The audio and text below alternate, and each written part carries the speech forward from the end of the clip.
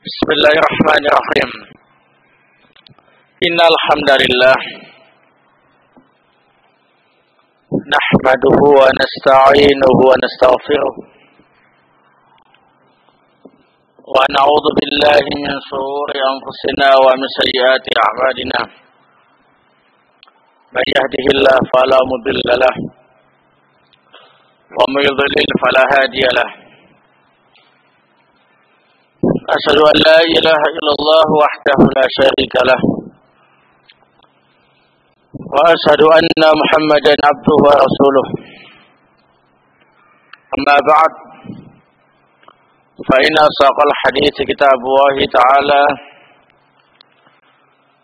wa khairal hadi hadi Muhammad sallallahu alaihi wa ala alihi wa sallam wa syarrul umur muhdatsatuha wa kullu muhdatsatin bid'ah wa kullu bid'atin dhalalah wa kullu dhalalatin fin-nar.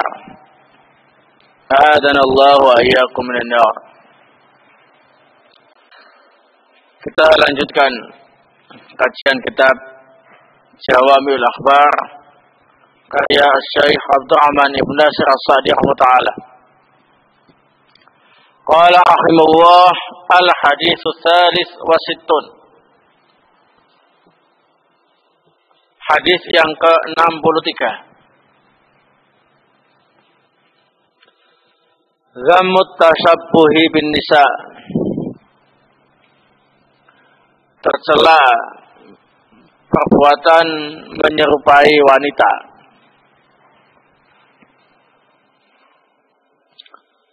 An Ibn Abbas radhiyallahu ta'ala anhuma qala. Dari Ibn Abbas radhiyallahu ta'ala anhuma, beliau berkata, qala Rasulullah sallallahu alaihi wa ala alihi wasallam. Rasulullah sallallahu alaihi wa ala alihi wasallam bersabda,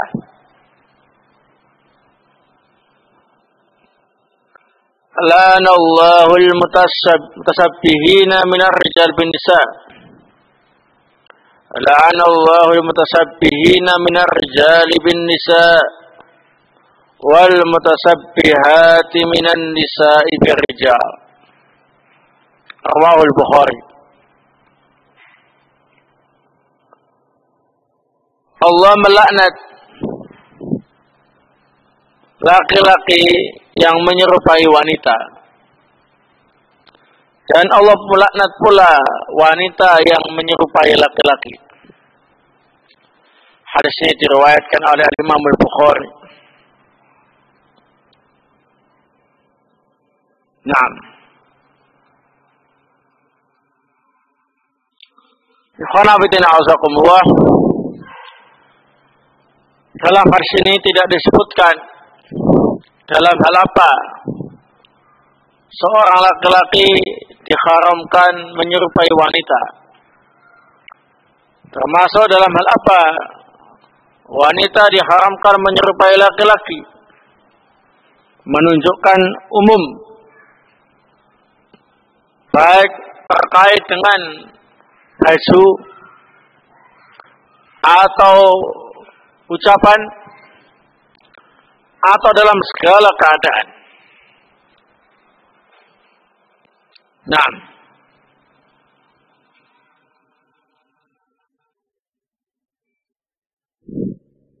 baju yang itu memang untuk wanita,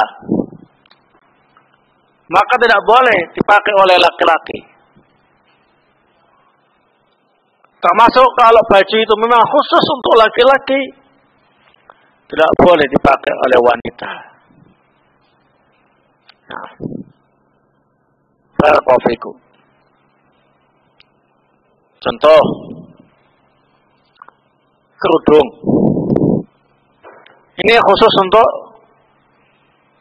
wanita. Tidak boleh bagi laki-laki untuk berkerudung. Ya, nah.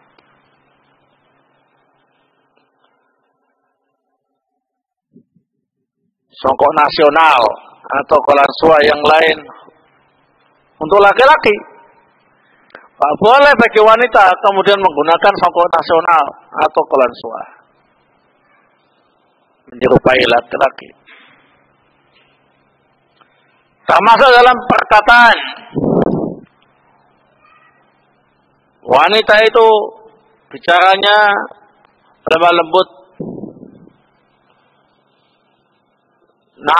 terkesan manja. Laki-laki tidak boleh kemudian berbicara dengan gaya-gaya bicara perempuan yang memang bukan gaya bicara aslinya. Dikecil-kecilkan suara, dibikin gaya-gaya seperti wanita, nggak boleh. Termasuk gaya bicaranya laki-laki itu tegas, keras. Wanita tidak boleh meniru-niru gaya laki-laki semacam itu. Kalau memang itu bukan gaya aslinya. Barakallahu fikum. Dan dalam skala keadaan. Kemudian,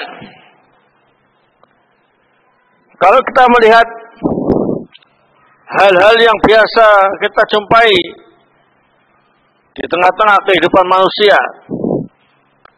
keadaan-keadaan itu kita bisa bedakan menjadi 3 macam. Yang pertama ialah keadaan di mana laki-laki dan wanita biasa menggunakan atau biasa melakukannya.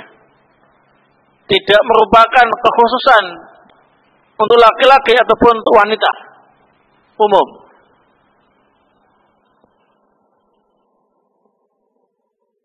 Barakallahu fikum. Seperti sandal, ya, ada sandal jepit, ya, sandal jepit. Laki-laki biasa pakai, wanita juga biasa pakai sandal jepit. Maka menggunakan sandal jepit itu tidak merupakan sesuatu yang menjadi pengkhususan laki-laki atau wanita. Maka hukumnya boleh laki-laki atau wanita menggunakan sandal jepit. Karena sandal itu didesain untuk umum, baik untuk laki-laki maupun untuk wanita. Nah, barakallahu fikum. Contoh yang lain yang memang didesain umum untuk laki-laki dan wanita ialah kacamata. Kacamata bisa dipakai laki-laki, bisa dipakai perempuan, didesain. Nanti modelnya fleksibel.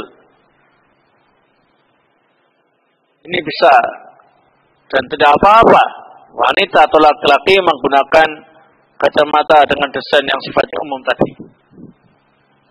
Barakallahu fikum. Keadaan yang kedua ialah khusus untuk laki-laki. Memang didesain khusus untuk laki-laki. Barakallahu fikum.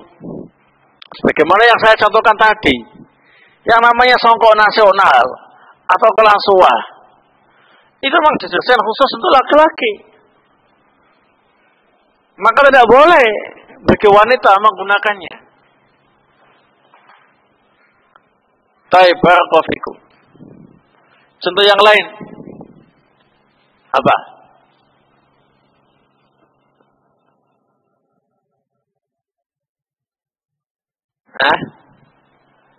Yang desain khusus untuk laki-laki.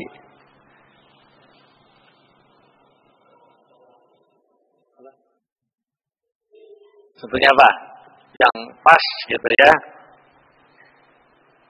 Yang memang didesain untuk laki-laki.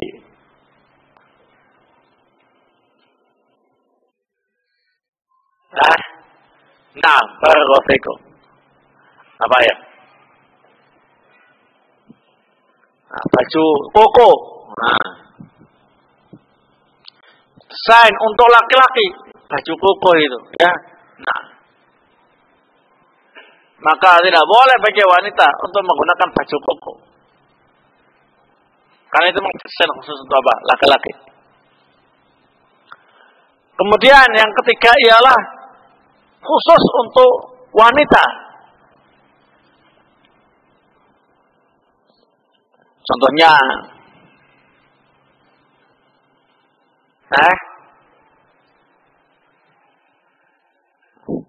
kalau ya anting-anting atau sejenisnya yang mau didesain untuk wanita, maka laki-laki nggak boleh menggunakan kalung atau menggunakan anting-anting. Barakallahu fikum. Nah,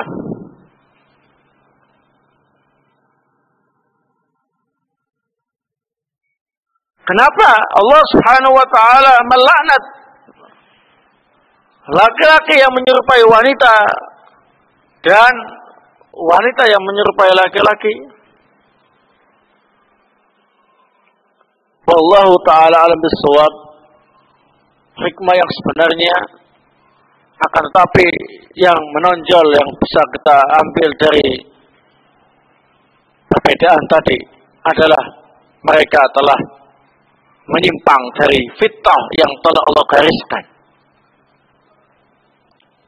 yang menyebabkan mereka ini secara tidak langsung tidak menerima ketentuan Allah Subhanahu wa taala.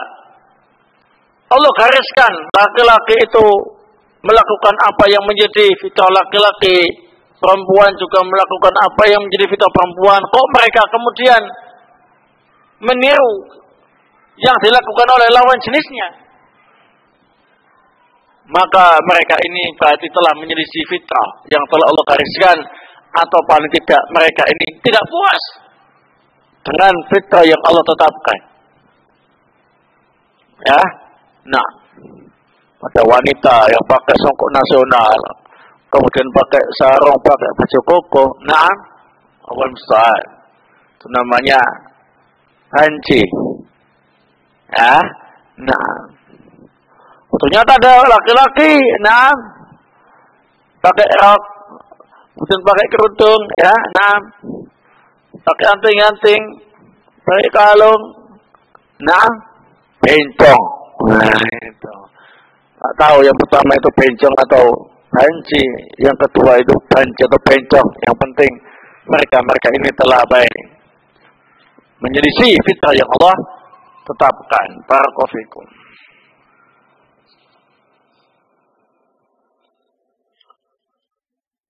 Selanjutnya,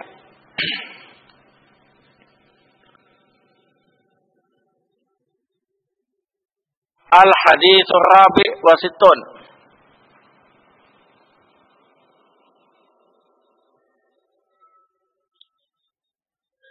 Hadis yang ke-64. Nah, likulli da'in dawa'un. Setiap penyakit itu ada obatnya.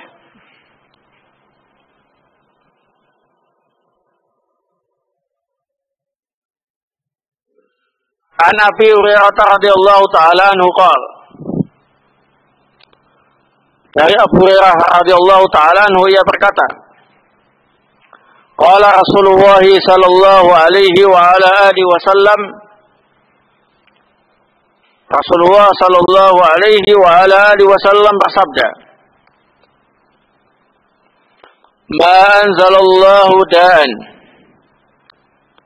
illa anzala lahu shifaan. Tidaklah Allah menurunkan suatu penyakit kecuali Allah telah menurunkan obat untuknya. Rawahul Bukhari, hadis ini diriwayatkan oleh Al-Imam Al-Bukhari.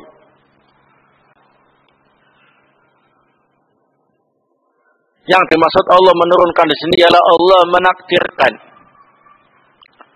Artinya penyakit yang Allah takdirkan menimpa seseorang, Allah juga menakdirkan cara kesembuhannya. Dan itulah yang disebut dengan sebab musabab.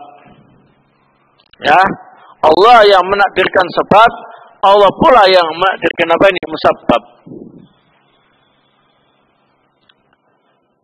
Artinya orang itu ditakdirkan oleh Allah sakit, Allah pula yang menakdirkan orang itu sembuh. Nah, barakallahu fiik. Dalam hadis ini terdapat faidah tentang beriman dengan adanya takdir Allah Subhanahu wa taala dalam segala hal. Allah Subhanahu wa taala telah menakdirkannya sampai dalam hal sakit ataupun sembuh, penyakit ataupun obatnya. Hanya saja manusia dianjurkan untuk menjaga kesehatannya dan berusaha untuk mencari obat dari penyakit-penyakit yang diderita. Tapi harus tetap meyakini bahwasanya itu semuanya adalah takdir dari Allah Subhanahu wa taala. Tidak boleh membanggakan dirinya sampai lupa dengan kekuasaan Allah Subhanahu wa taala sebagaimana yang dilakukan oleh mereka-mereka yang katanya penemu obat ini dan itu, ya. Yang menganggap bahwasanya si fulan yang sakit dengan obat yang ditemukannya bisa sembuh. Nah, kemudian dia membanggakan diri, merasa dialah penentu kesembuhan si fulan tadi. Padahal Allah lah yang menakdirkan kesembuhan itu melalui perantara obat yang ditemukan oleh si orang yang ahli obat tadi. Ya. Nah, beda kalau dia menemukan obat, ternyata obatnya justru tidak menyembuhkan, malah mematikan. Ya, dia tidak akan membanggakan diri. Ya. Nah, dia pasti kemudian mengatakan, jangan salahkan saya. Semuanya sudah ditakdirkan oleh Allah Subhanahu wa taala. Memang itulah manusia. Kalau ada yang baik lupa dengan Allah, tapi kalau terkena musibah mereka tidak mau disalahkan.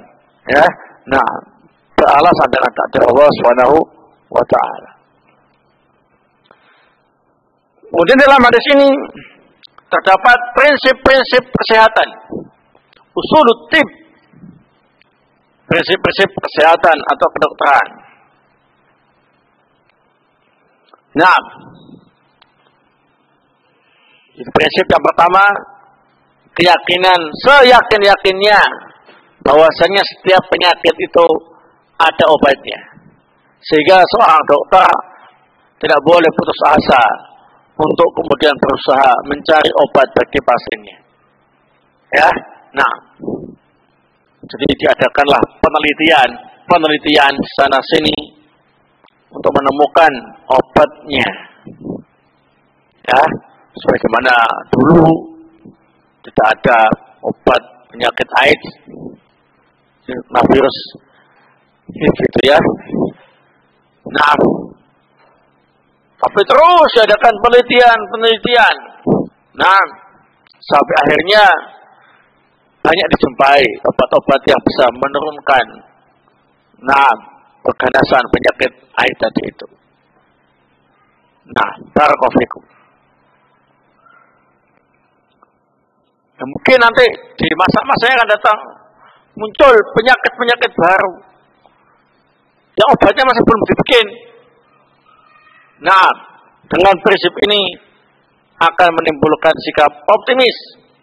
Sekalipun penyakit-penyakit yang akan datang itu baru muncul dan belum pernah ada sebelumnya, dengan prinsip keyakinan yang mantap semacam ini, timbullah rasa optimis. Pasti akan ada obat yang akan menghadapinya. Bismillah. Gitu. Kemudian karena penyakit dan obatnya itu semuanya adalah takdir dari Allah Subhanahu wa taala, maka diharamkan bagi kita untuk menyembuhkan penyakit atau mengobati suatu penyakit dengan sesuatu yang haram. Ya. Karena itu ialah bentuk pesimis. Ya, sikap pesimis seolah-olah tidak ada lagi obat yang lain yang bisa dipakai untuk menyembuhkan penyakit selain yang haram. Padahal Allah Subhanahu wa taala tidak menjadikan kesembuhan itu dari barang yang haram. Nah, Ada yang kemudian menjadikan kodok sebagai obat apa begitu ya, atau khamr dijadikan sebagai obat apa ya. Nah, barakallahu semuanya tidak boleh dilakukan ya. Jadi harus menjaga halal haram dalam membuat obat. Jangan asal yang penting pasiennya sembuh ya, tidak. Tapi harus memperhatikan komposisi obat itu ya. Nah, jangan sampai memasukkan ke dalam obat itu benda-benda yang diharamkan oleh Allah Subhanahu wa taala. Nah, di antara obat yang memang diakui baik di zaman dulu maupun zaman sekarang, nah, disebutkan dalam hadis yang diriwayatkan oleh Imam Al-Bukhari, as-shifa'u fi thalath. Pengobatan itu bisa dilakukan dengan 3 cara. Syartatu mihjam. Naam. Dengan cara berbekam.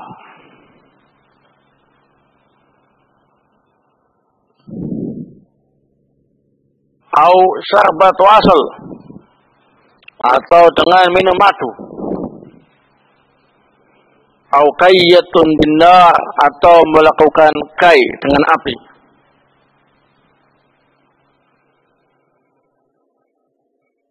Kai itu berarti membakar pisau atau yang sejenisnya sampai membara, untuk kemudian dipakai mengambil benda-benda yang nyantol di tubuh untuk operasi kehilaman. Nah, tentunya resikonya ialah ada bagian tubuhnya yang cacat ya. Nah, tetapi paling tidak meringankan mafsadah. Oleh sebab itulah Rasulullah paling gak suka dengan cara kai, kecuali kalau terpaksa. Misalkan terpaksa harus mengeluarkan peluru yang bersarang di lengan seseorang ya, maka kai cocok kalau kondisinya terpaksa ya. Nah, congkel saja langsung pelurunya. Nah, kalau nggak keluar malah membahayakan tubuhnya, maka dikeluarkan. Yang mungkin dengan dikeluarkan peluru itu dengan cara kai tadi, lengannya tergores atau lecet atau apa, menimbulkan cacat yang mungkin nggak bisa hilang selamanya. Nah, barakallahu. Tapi paling tidak itulah kesembuhan alternatif terakhir. Hadis yang lain riwayat Al-Imam Al-Bukhari wa Muslim, wa fil habbati sauda'i shifaa'un min kulli da'. Habba sauda, jinten hitam, adalah obat untuk setiap penyakit. Entah dalam bentuk serbuk atau kapsul atau minyak, terserah Anda. Nah, barakallahu. Masih banyak yang lain. Di antaranya dengan ru'yah dan yang lainnya, ya. Barakallahu. Bukan berarti obat itu cuma itu saja, tidak. Boleh diramu pakai daun-daunan apa atau dengan cara kimia, silakan. Yang penting halal, komposisinya tidak ada di dalamnya benda-benda yang diharamkan dalam Islam. Maka halal untuk dipakai sebagai apa ini? Obat.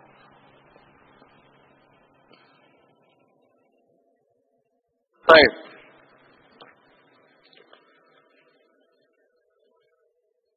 Kalau ada yang bertanya, bukankah ini merupakan dalil Ustaz tentang pentingnya belajar kedokteran? Nah, siapa yang bilang tidak demikian? Semuanya mengakui bahwasanya untuk mengetahui kesehatan atau kedokteran hal-hal yang sangat diperlukan bagi kaum muslimin. Ingat, yang jadi permasalahan itu adalah caranya harus diperhatikan sesuai dengan syar'i atau tidak. Ya, nah, bukan berarti kebolehan mempelajari ilmu kedokteran atau kesehatan menghalalkan segala cara dengan alasan hal itu kan membawa kemaslahatan. Ya, nah, jawabannya ialah darul mafasid muqaddam ala jalbil masalih. Ala jalbil masalih. Menolak mafsadah didulukan, diperhatikan lebih dulu daripada menarik kemaslahatan tadi itu. Nah, barakallahu fikum. Jadi tidak ada larangan belajar ilmu kedokteran atau kesehatan, ramuan nabawi ataupun ramuan kimiawi. Silakan. Yang penting dengan cara yang benar, yang halal. Tidak ada penyimpangan-penyimpangan di dalamnya. Barakallahu fikum. Selanjutnya,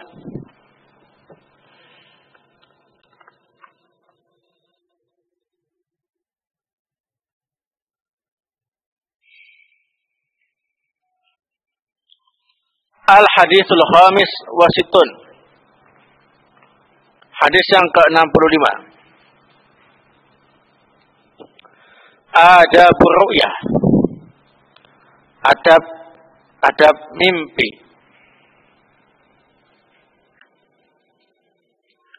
An Abi Qatadah radhiyallahu taala anhu qala. Dari Abu Qatadah, semoga Allah meridhoinya, ia berkata, qala Rasulullah sallallahu alaihi wa ala alihi wasallam. Rasulullah sallallahu alaihi wa ala alihi wasallam bersabda, ar-ru'yah as-salihah min Allah.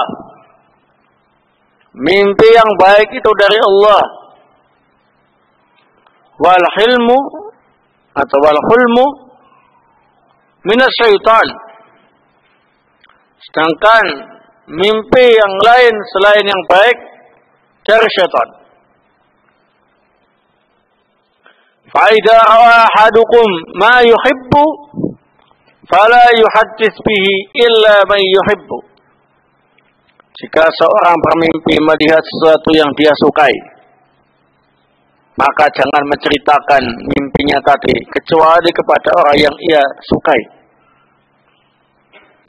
Wa idza ra'a ma yakrahu, jika dia mimpi melihat sesuatu yang menakutkan atau yang tidak dia sukai, falyata'awwadz billah min syarriha wa min syarri syaitan, maka hendaklah dia membaca ta'awudz agar dilindungi oleh Allah dari kejelekan mimpinya dan dari kejahatan syaitan. Wal yadful salasa, dan hendaklah dia meludah tanpa mengeluarkan ludah 3 kali.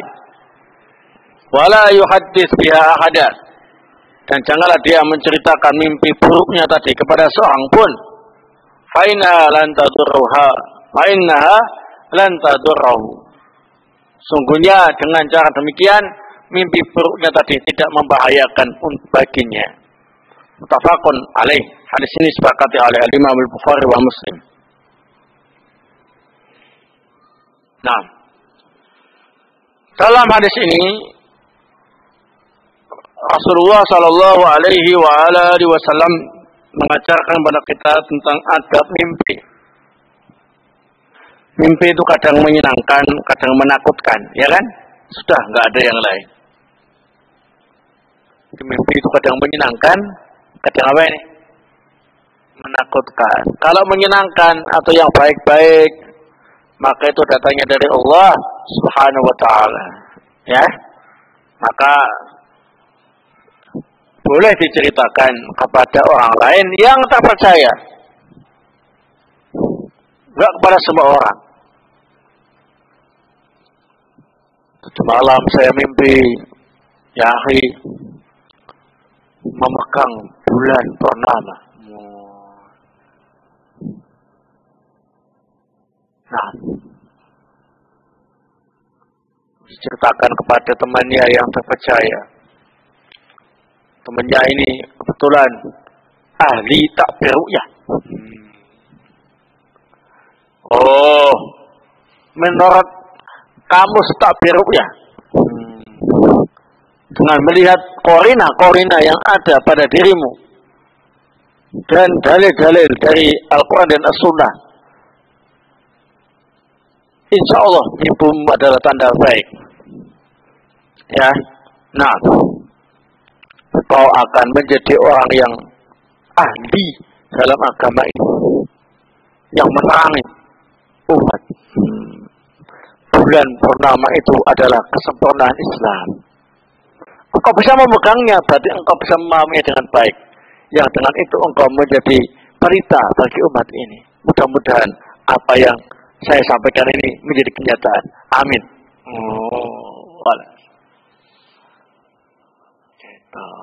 Kok ternyata benar dia jadi ulama kibar. Nah, satu-satunya ulama kibar dari Indonesia. Nah, yang diakui oleh dunia Islam. Nah,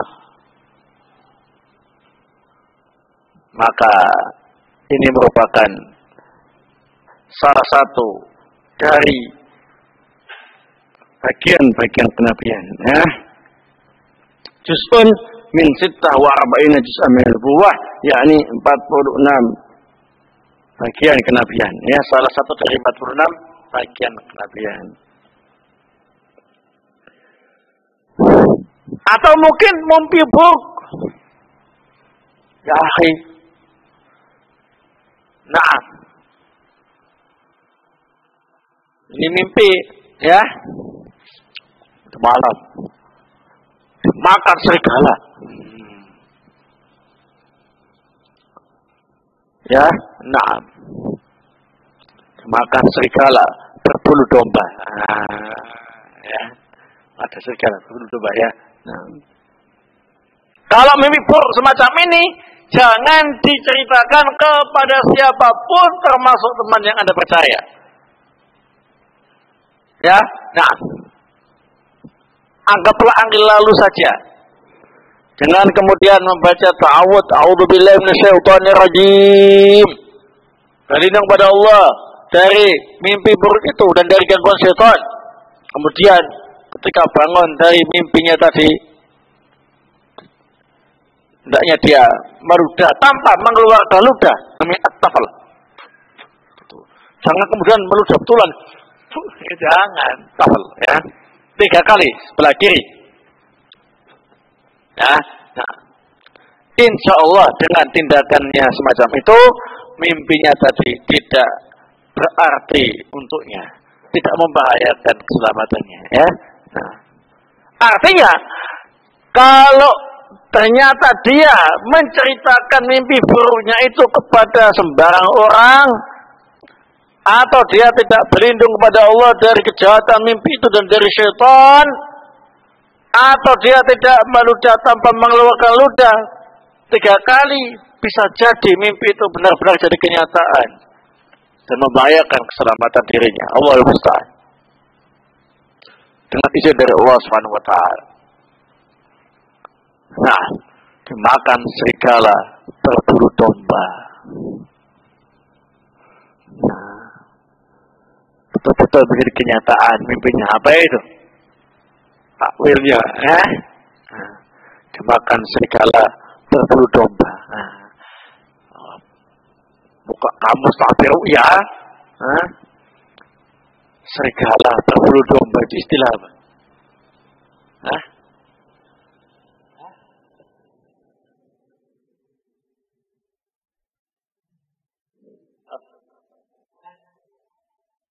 Musuh dalam selimut.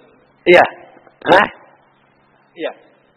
Musuh dalam selimut itu diistilahkan dengan serigala berbulu domba. Iya. Mungkin. Nah, boleh juga. Ya, nah. Dia dibunuh oleh sahabatnya sendiri. Nah.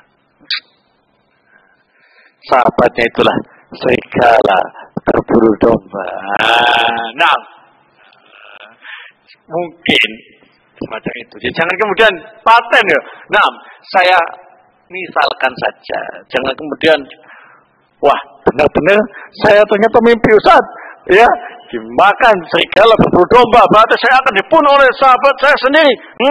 Nah, saya hanya punya satu sahabat. Sebelum saya dibunuh, maka dia yang akan saya bunuh. Ya, nah, jangan. Ya, kadang-kadang kamus mimpi itu meleset. Nah, jadi gak usah pakai kamus-kamusan segala. Ya, nah, biarlah mimpi itu berjalan secara alamiah.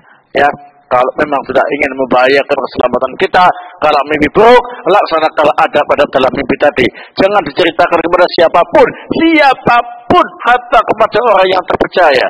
Kemudian adalah kita banyak membaca istiadah dan kemudian melakukan at-tafal, baludah tanpa ludah 3 kali ke sebelah kanan. Nah, insya Allah mimpi buruk itu tidak berbahaya bagi yang bermimpi. Nah,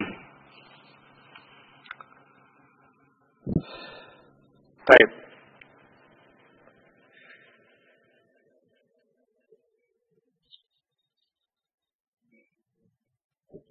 Selanjutnya, al-hadits sadis wa sittun.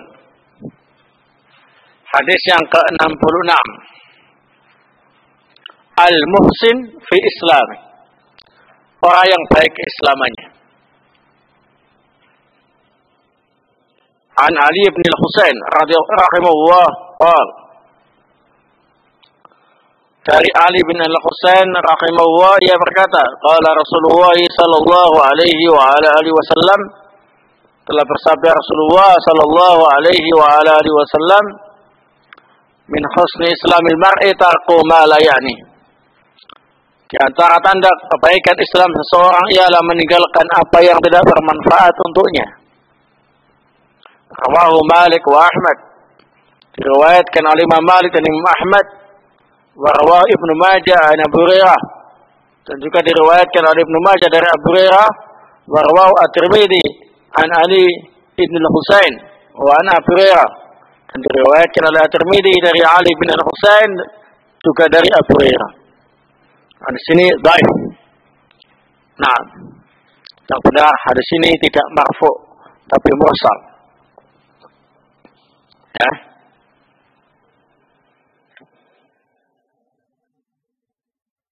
Memang hadis ini diriwayatkan dari banyak sahabat, tapi semuanya dhaif. Ya. Yang sahih adalah mursal. Nah, hadis mursal termasuk bagian hadis dhaif. Tapi makna hadis ini sahih. Bahwasanya seorang yang baik islamannya ialah melakukan sesuatu yang bermanfaat dan meninggalkan sesuatu yang tidak bermanfaat. Sebaliknya, muslim yang jelek agamanya ialah melakukan sesuatu yang tidak bermanfaat, dan meninggalkan hal-hal yang bermanfaat. Wallahu ta'ala bissawab. Al-hadits sabi wa sittun. Hadis yang ke-67.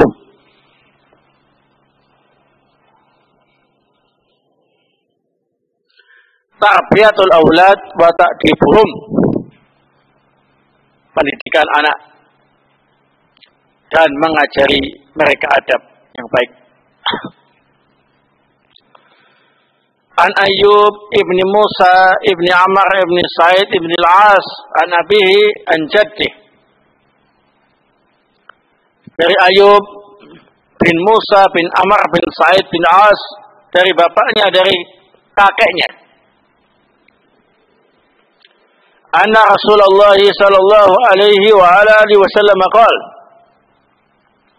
bahwa sungguhnya Rasulullah sallallahu alaihi wa ala alihi wasallam bersabda,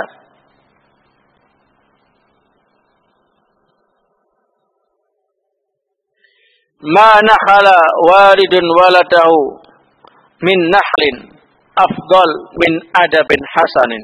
Rawahu Tirmidzi. Tidak ada pemberian seorang bapak kepada anaknya yang lebih baik daripada pemberian berupa contoh adab yang baik. Pemberian orang tua kepada anaknya yang terbaik ialah diberi contoh atau teladan adab yang baik. Rawahu Tirmidzi, hadis ini diriwayatkan oleh Tirmidzi dengan sanad yang dhaif. Nah, karena Amr bin Sa'id bin Al-As tabi'in tidak menjumpai Nabi sallallahu alaihi wasallam. Juga termasuk hadis mursal, sama dengan sebelumnya mursal, ya. Akan tetapi makna hadis ini sahih. Seorang yang sudah punya anak, ya, maka hendaknya mendidik anaknya dengan pendidikan yang islami sesuai dengan syariat. Nah, dan yang paling penting ialah diberi contoh dan teladan adab-adab yang baik. Karena anak itu ada dua kemungkinan. Kemungkinan yang pertama, dari sananya memang mudah diatur, penurut, orangnya lemah lembut, ya, punya tabiat yang bagus.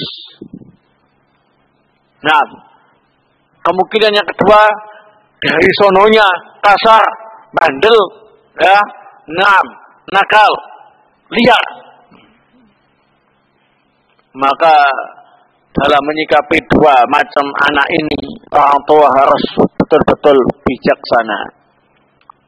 Bagi yang dikaruniai anak yang dari sananya memang penurut, lemah lembut, mudah diatur, nah, punya kepribadian yang bagus, maka jangan ditelantarkan dan sia-siakan potensi yang baik yang ada dalam diri anak itu.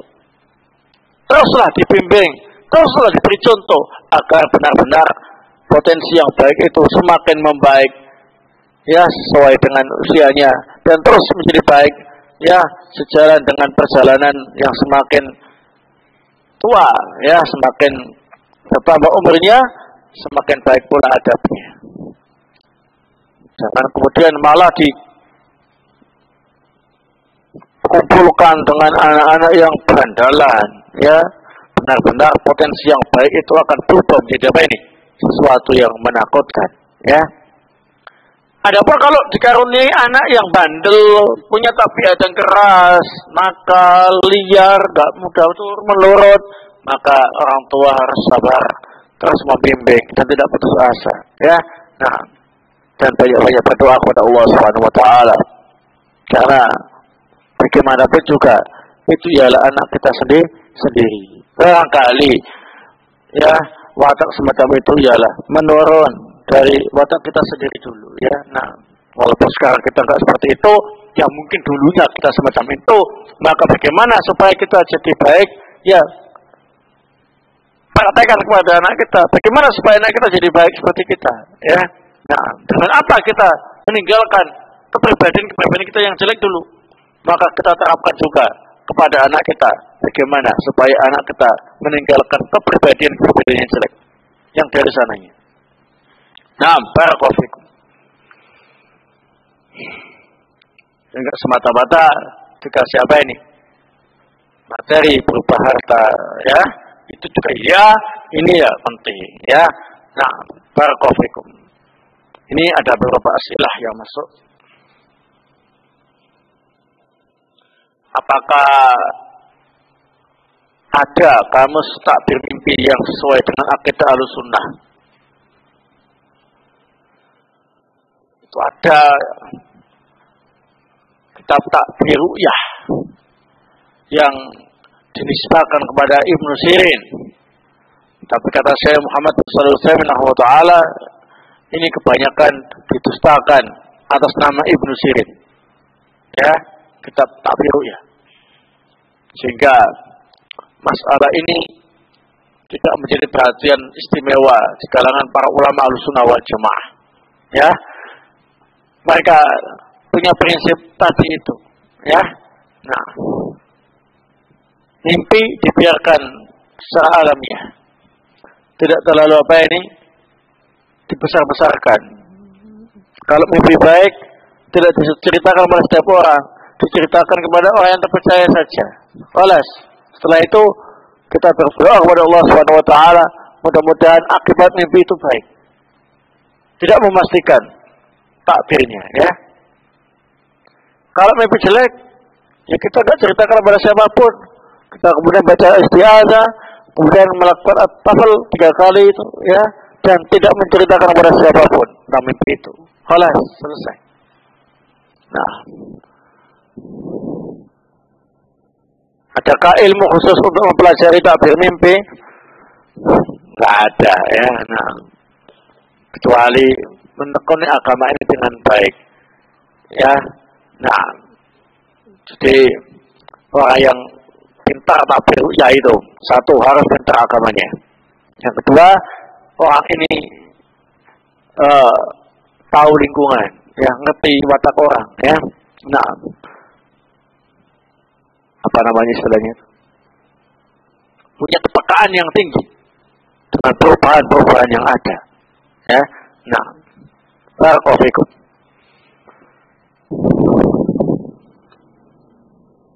Apa hukumnya laki-laki memakai emas putih? Di mana emas putih berasal dari campuran logam emas murni kuning dengan logam lain. Emas putih berwarna putih, tidak kuning. Dalam hadis tidak disebutkan emasnya itu putih atau kuning. Larangan menggunakan emas secara mutlak, baik emas kuning, emas putih atau emas biru. Naam, hatta emas hitam sekalipun. Naam, jadi emas murni kemudian dikasih campuran pewarna hitam. Yang penting emas haram untuk laki-laki. Barakallahu fikum. Ya. Nah, saya sendiri baru tahu ada emas putih. Sampai sekarang saya belum pernah megang emas putih seperti apa. Ya, maklum ya, orang desa ya. Nah,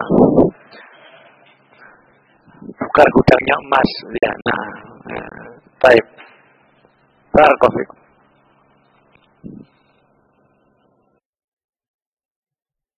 Apa hukumnya puasa sunnah lantas tidak makan sahur karena kesiangan? Apakah boleh puasa pada hari itu? Boleh. Kenapa tidak? Boleh, ya. Nggak puasa juga nggak apa-apa, sunnah saja Pak. Nah, nggak ada kuat ya, teruskan aja. Apa hukumnya makanan hasil tahlilan? Kalau yang dimaksud tahlilan itu selamatan kematian, nggak boleh dimakan. Wala ta'awanu 'alal itsmi wal 'udwan. Ya.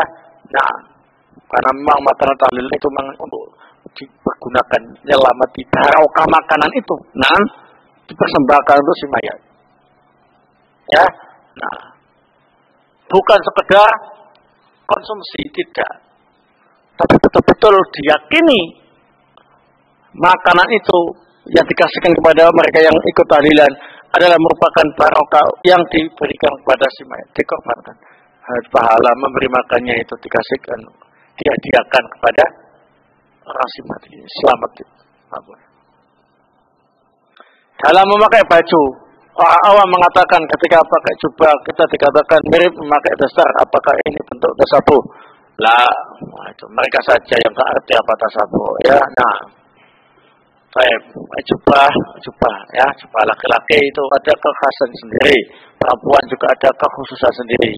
Sama-sama nama jubahnya, tapi beda bentuknya, beda desainnya, ya. Nah, bukan berarti tasabuh. Ya maklumlah orang awam, ya. Nah, kebiasaannya, ya, tidak sebagaimana kebiasaan kita, ya. Nah, tapi yang jelas bukan tasabuh. Kecuali kalau memang jubah istrinya ia pakai. Ya, betul-betul memang apa ini? Tasabuh, ya. Nah, jubah istrinya dipakai taklim, awal musta'an. Ya, na'am. Ini tasabuh. Na'am, wallahu ta'ala bissawab. Wa sallallahu ala nabiyyina Muhammad wa ala alihi wa sahbihi wa sallam. Walhamdulillahirabbil alamin.